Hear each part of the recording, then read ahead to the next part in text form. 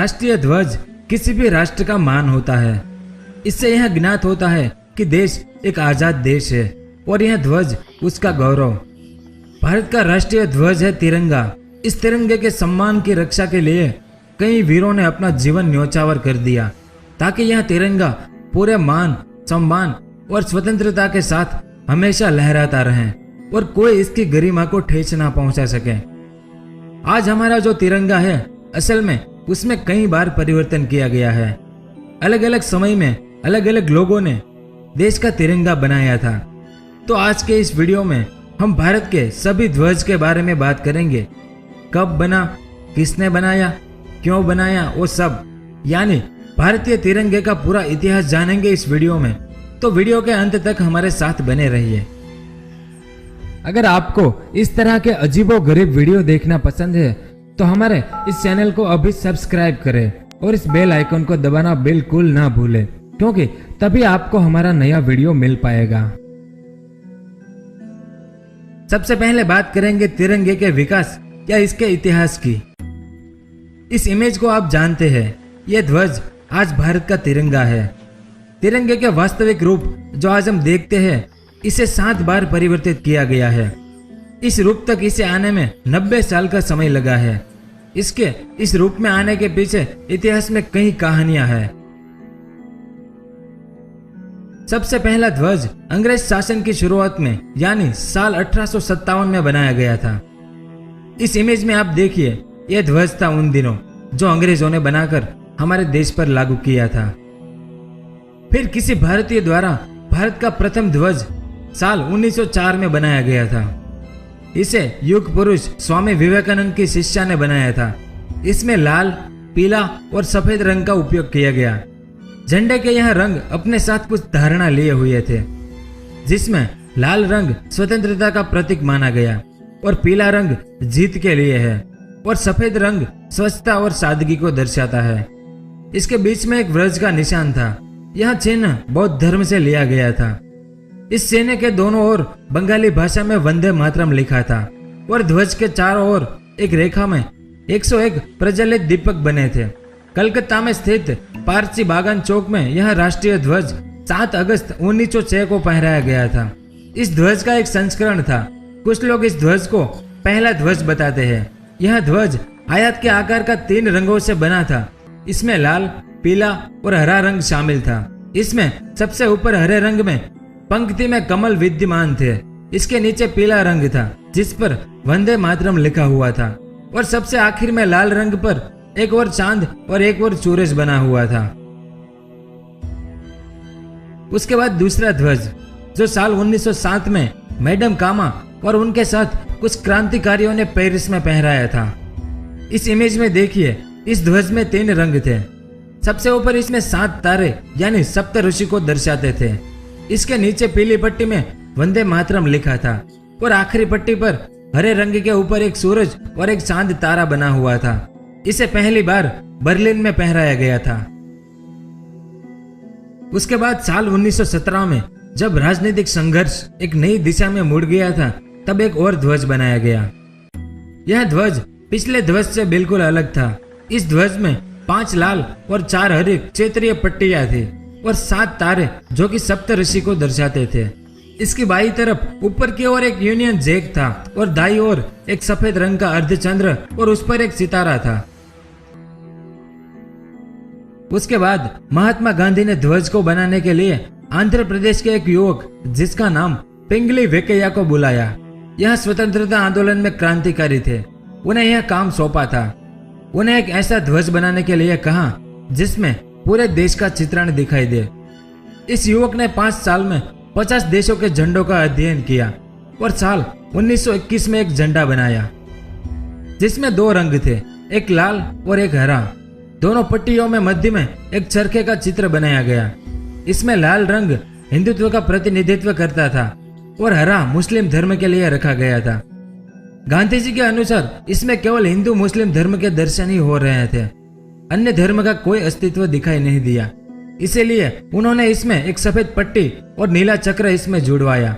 यह सफेद रंग अन्य धर्मों का और एक चक्र प्रगति का सूचक है। इस तरह से उसके बाद साल 1931 में इतने बदलाव के बाद हमारे तिरंगे को मूर्त रूप मिला और इस प्रकार इस राष्ट्रीय ध्वज के निर्माण का सफर तय हुआ। इस इमेज में देखिए, यह साल 1931 में ध्वज बना था। फिर भारत देश की स्वतंत्रता के ठीक 22 दिन पहले 22 जुलाई 1946 के दिन संविधान सभा की एक बैठक रखी गई। यह बैठक डॉक्टर राजेंद्र प्रसाद जी के नेतृत्व में रखी गई थी। इस बैठक में तिरंगे को भारत देश के राष्ट्रीय ध्वज के रूप में पहचान दी गई, अर्थात राष्ट्रीय ध्वज घोषित किया गया था। अब हमारे तिरंगे से जुड़ी कुछ खास जानकारी हम आपको बताते हैं। इस राष्ट्रीय प्रतीक को बनाने के लिए कपड़ा भी सुनिश्चित किया गया था। इसके निर्माण के लिए भारत में निर्मित खादी के कपड़े को चुना गया था।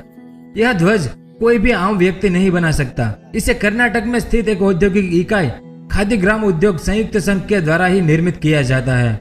इसका अनुपात निश्चित यहाँ 2/3 का होता है और इसकी लंबाई चौड़ाई की 1.5 गुना होना सुनिश्चित है।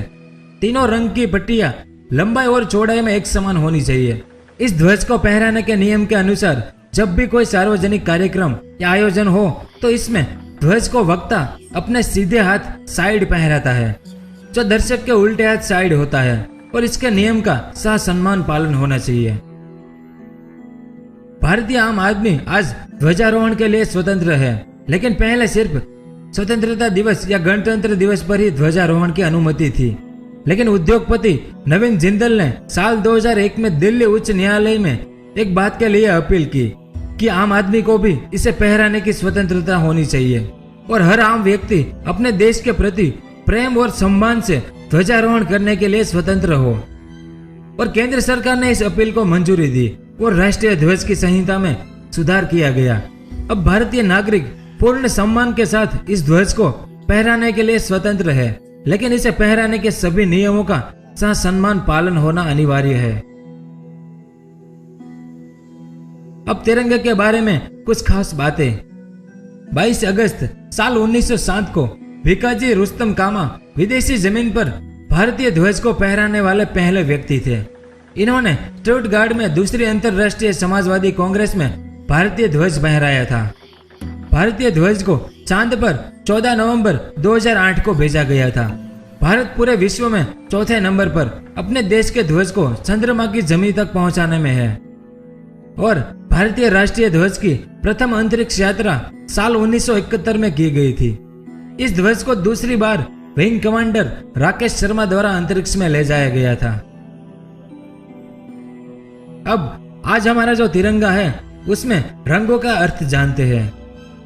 तिरंगे में 3 रंग शोभायमान होते हैं।